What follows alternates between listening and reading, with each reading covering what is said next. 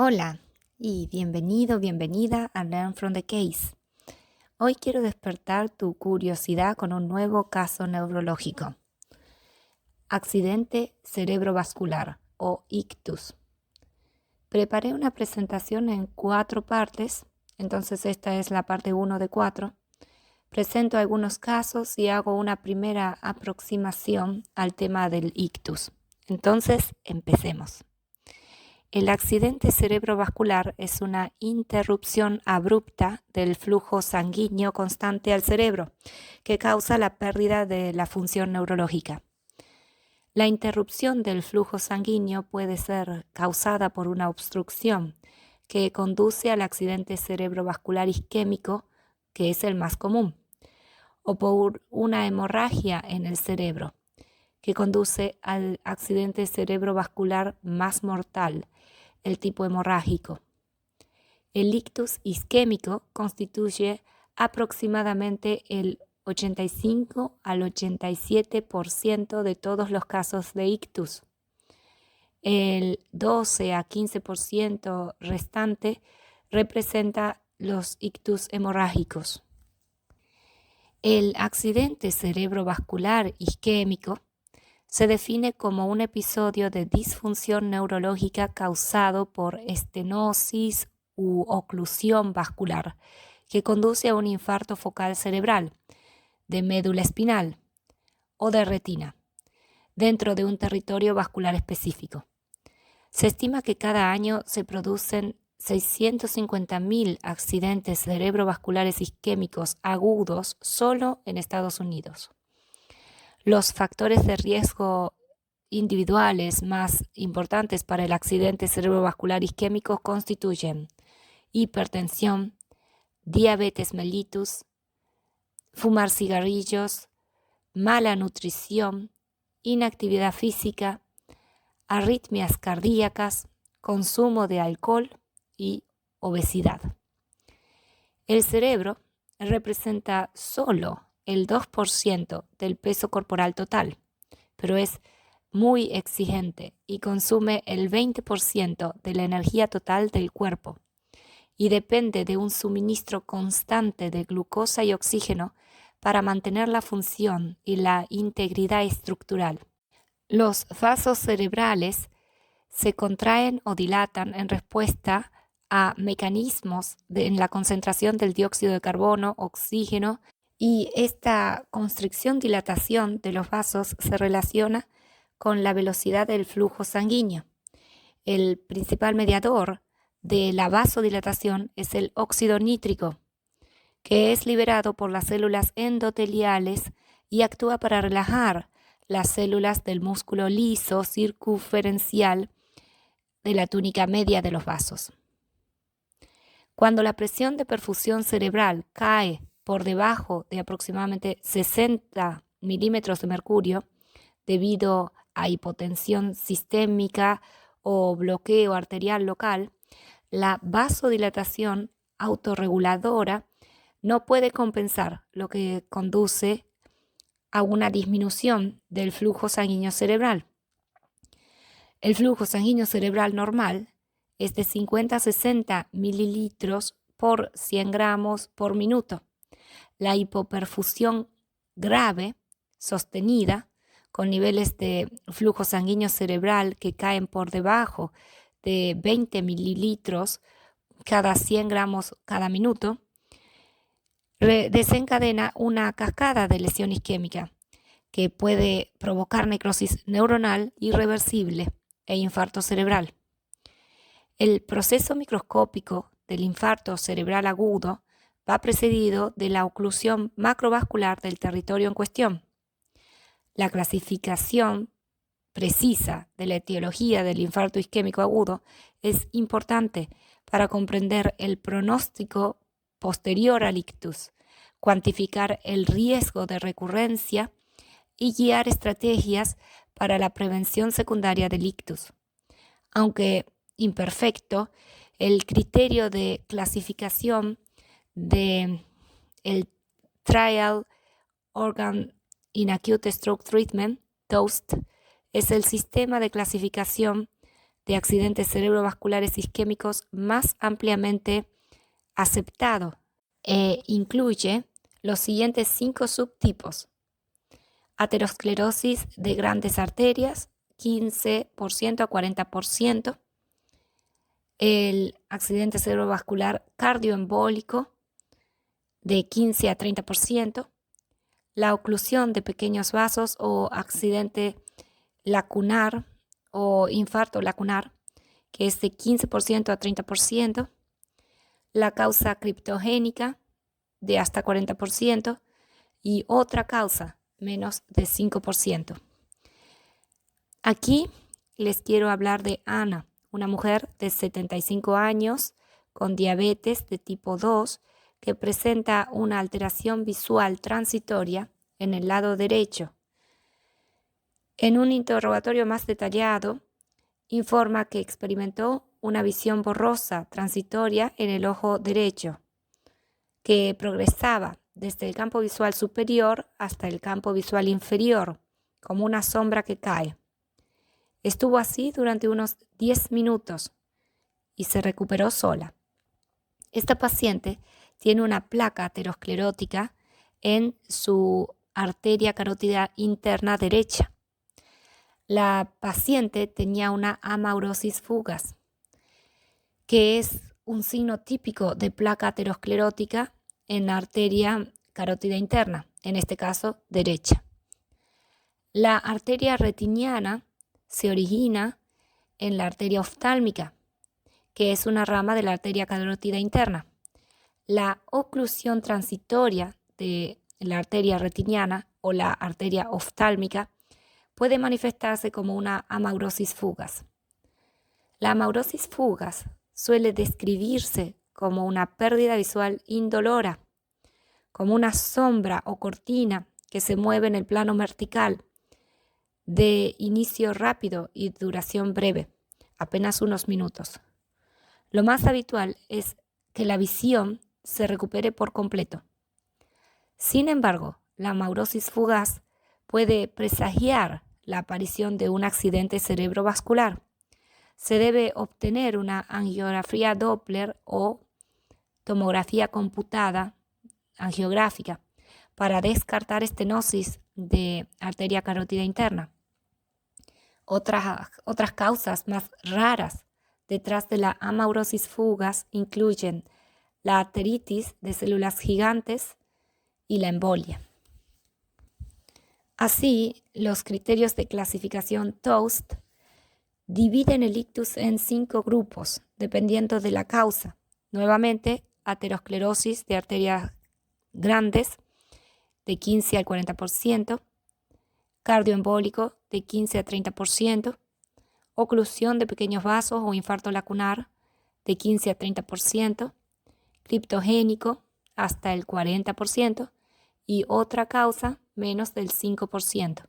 Ahora detallemos un poco este tipo de aterosclerosis de arterias grandes.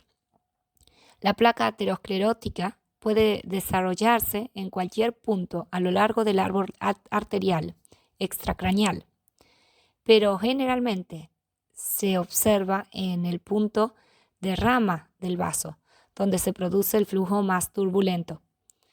Más común en la bifurcación carotidia. El origen de la arteria vertebral, la unión vértebro-basilar o el origen de las arterias cerebrales media o anterior. La placa aterosclerótica causa accidente cerebrovascular isquémico por uno de los mecanismos, ya sea hipoperfusión a través de una región de estenosis crítica o más comúnmente ruptura de la placa que conduce a la formación de trombos y posteriormente embolización distal de trombos o fragmentos de la placa. Clínicamente, la isquemia por aterosclerosis de grandes arterias es difícil de distinguir del accidente cerebrovascular que se origina en el corazón, el cardioembólico. A favor de los primeros se encuentran los ataques isquémicos transitorios repetidos o los infartos completos dentro del mismo territorio vascular.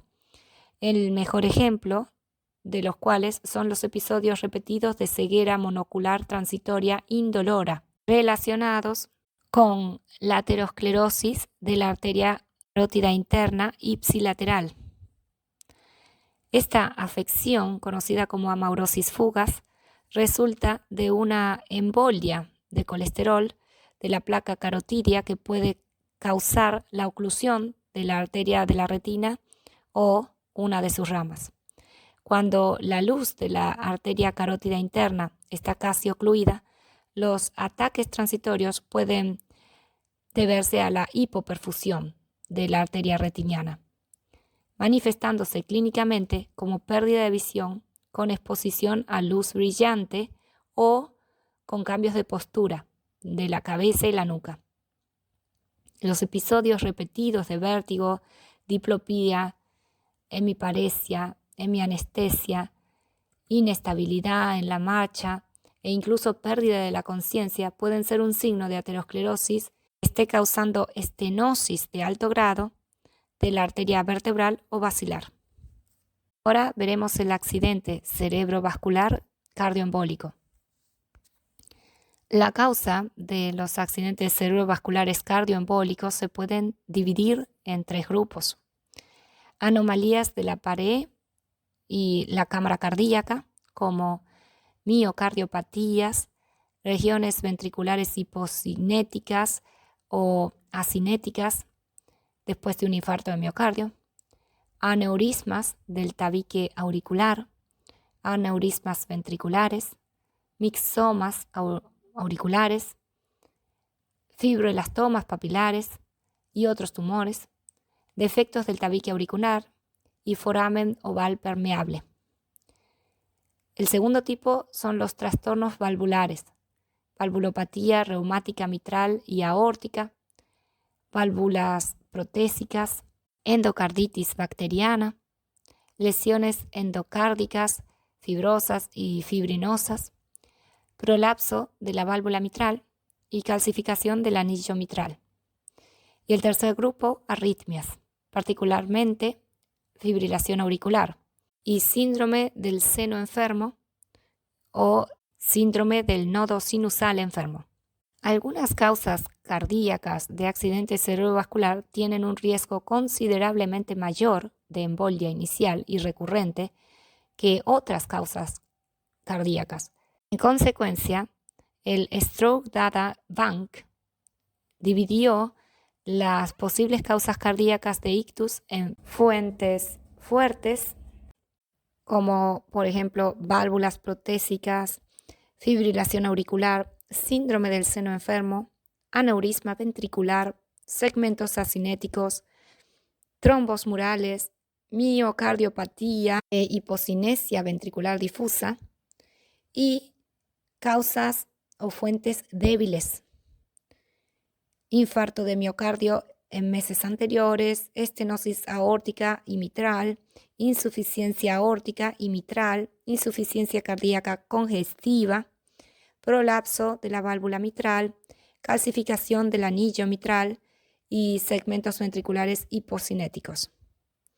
La mayoría de los eventos embólicos ocurren durante las actividades típicas de la vida diaria, pero algunos accidentes cerebrovasculares embólicos comienzan durante el reposo o el sueño. Toser, estornudar o levantarse repentinamente por la noche para orinar también son actividades que se sabe que precipitan la embolia. Aunque el déficit de un accidente cerebrovascular cardioembólico suele ser máximo al principio, el 11% de estos pacientes en el registro de accidentes cerebrovasculares de Harvard tuvieron un curso tartamudo o escalonado, mientras que el 10% tuvo fluctuaciones o déficits progresivas. La progresión posterior, si ocurre, a menudo se desarrolla dentro de las primeras 48 horas. Luego se produce progresión. Esto suele deberse al paso distal de los émbolos o embolias. Puede verse como una mejoría o un deterioro clínico. Ahora quería hablar del infarto lacunar o infarto de pequeños vasos.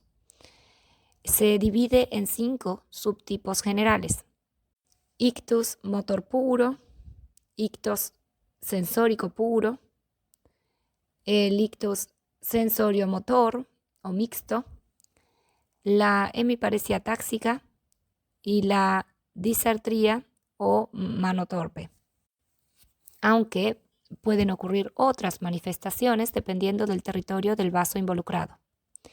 Estos accidentes cerebrovasculares resultan del bloqueo de pequeñas arterias perforantes que surgen de la arteria cerebral media, lentículo estriada, las arterias cerebral posterior o comunicante posterior, como la tuberotalámica, paramediana, coroidea posterior, inferolateral, y la arteria basilar, como las perforantes pontinas.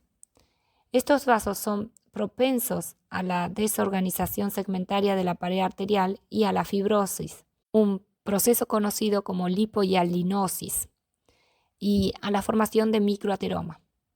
Con el tiempo, la pared arterial se espesa y la luz del vaso se ve comprometida, provocando una región de isquemia aguda que suele tener menos de 1,5 centímetros de diámetro. La hipertensión es el mayor factor de riesgo de accidente cerebrovascular lacunar, aunque la diabetes, la edad, el tabaquismo también pueden contribuir negativamente. El accidente cerebrovascular lacunar ocurre con mayor frecuencia en los ganglios basales, el tálamo, la cápsula interna, la corona radiada y la protuberancia. Ahora hablemos de los accidentes cerebrovasculares criptogénicos. Son accidentes cerebrovasculares sin etiología conocida. Hasta el 40% de todos los accidentes cerebrovasculares isquémicos. Incluso después de una extensa investigación radiológica y de laboratorio, no se sabe la causa. Pero entre el 10 al 20% de estos pacientes con accidente cerebrovascular que se han catalogado como criptogénicos tienen fibrilación auricular oculta después de una monitorización cardíaca prolongada. El foramen oval permeable y la comunicación interauricular también se asocian con accidentes cerebrovasculares criptogénicos en pacientes más jóvenes.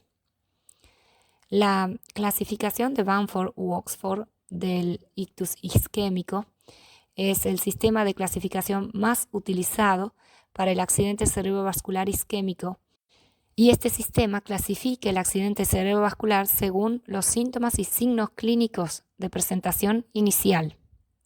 Este sistema no requiere imágenes para clasificar el accidente cerebrovascular. No requiere resonancia magnética o radiografía o tomografía computada, sino que se basa únicamente en hallazgos clínicos. Está el accidente cerebrovascular de circulación anterior total, que es un accidente cerebrovascular cortical grande que afecta las áreas del cerebro irrigadas por la arteria cerebral media y anterior.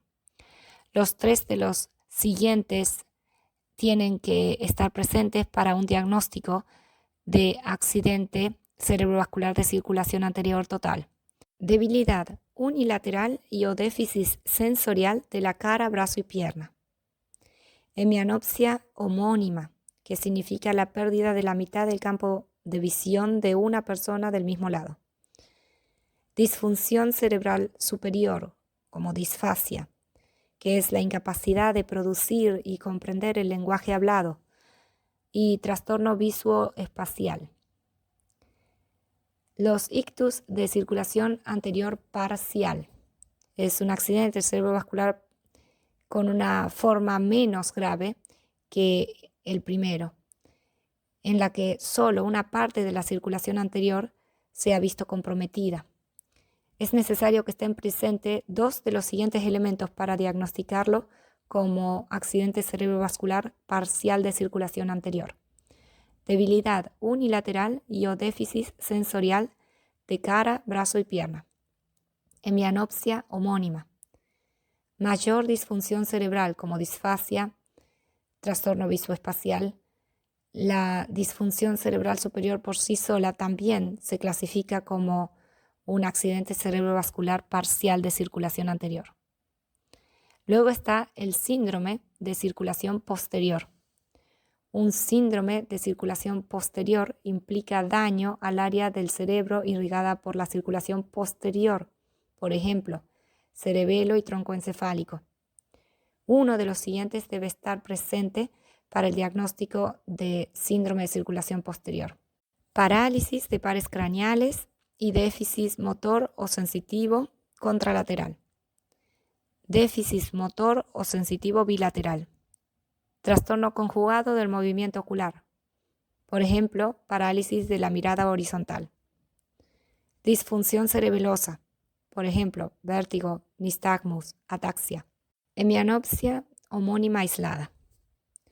Luego está el accidente cerebrovascular lacunar, un ictus lacunar, que ya conocemos es un ictus subcortical que se produce como consecuencia de una enfermedad de pequeños vasos.